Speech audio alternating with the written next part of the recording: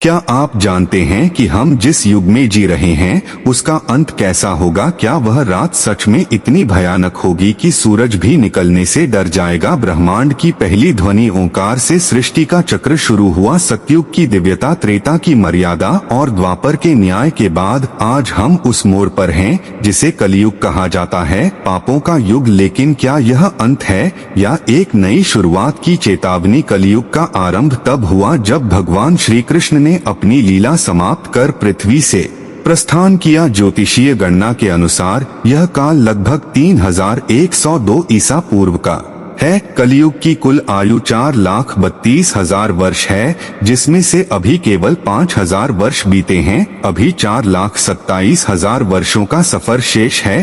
पांडवों के उत्तराधिकारी राजा परीक्षित के जीवित रहते कलयुग की हिम्मत नहीं थी कि वह कदम रख सके, लेकिन नीति को कुछ और ही मंजूर था। एक शांत ऋषि के गले में मृत सर्प डालने के कारण परीक्षित को 7 दिनों में मृत्यु का श्राप मिला। राजा की मृत्यु होते ही धर्म का रक्षक चला गया और कलयुग ने समाज की रगों में लोभ, मदिरा, हिंसा और स्वर्ण के मोह के रूप में प्रवेश कर लिया। विष्णु पुराण के अनुसार कलयुग के अंत में सत्य पूरी तरह लुप्त हो जाएगा। झूठ को ही सबसे बड़ी शक्ति माना जाएगा और जो सत्य बोलेगा उसे समाज ठुकरा देगा। रिश्ते केवल स्वार्थ की नींव पर टिकेंगे। माता पिता और संतानों के बीच का प्रेम केवल एक औपचारिकता बनकर रह जाएगा। मनुष्य की आयु घटकर मात्र 20 वर्ष रह जाएगी और कदकाठी इतनी सिकुड़ जाएगी कि लोग छोटे जीवों के समान दिखाई देंगे। प्रकृति अपना संतुलन खो देगी। नदियाँ पूरी तरह सूख जाएंगी और समुद्र अपनी सीमाएं तोड़कर शहरों को निगलने लगेगा। अकाल और महामारी सामान्य हो जाएगी। लोग एक मुट्ठी अनाज के लिए एक दूसरे के प्राण लेने पर उतारू हो जाएंगे। कलयुग की अंतिम रात उस मानसिक और आध्यात्मिक अंधकार का प्रतीक होगी जहां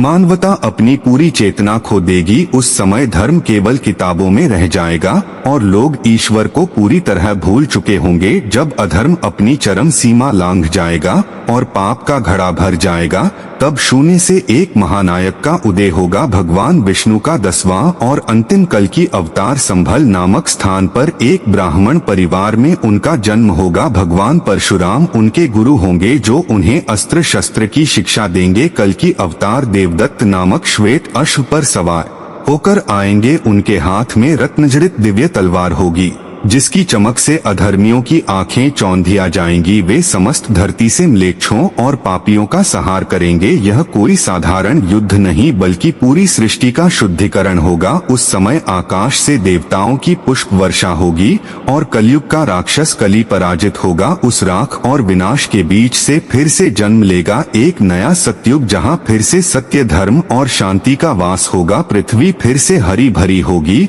और नदियां अमृत के समान जल से भर जाएंगी। कलयुग केवल एक कालखंड नहीं बल्कि हमारी आत्मा की परीक्षा है। यह हमें सिखाता है कि जब चारों ओर घोर अंधकार हो तब भी अपने भीतर भक्ति और धर्म की लौ जलाए रखना ही मनुष्य का असली कर्तव्य है। याद रखिए, हर गहरी रात के बाद एक उज्ज्वल सुबह का आना निश्चित है और वह सुबह सतयुग की होगी जहां कोई दुख, कोई लोभ और कोई छल नहीं होगा। यह यात्रा पतन से पुनरुत्थान की ओर है। अगर आपको यह आध्यात्मिक जानकारी और कलयुग का यह रहस्यमय सफर पसंद आया है तो इस वीडियो को अभी लाइक करें और ऐसी ही पौराणिक और भविष्य की कहानियों के लिए हमारे चैनल को सब्सक्राइब जरूर करें और कमेंट में जय श्री कृष्णा लिखना न भूलें। मिलते हैं एक नई रहस्यमयी वीडियो के साथ। तब तक धर्म के मार्ग पर चलें और सुरक्षित रहें। धन्यवाद। जय श्री कृष्णा।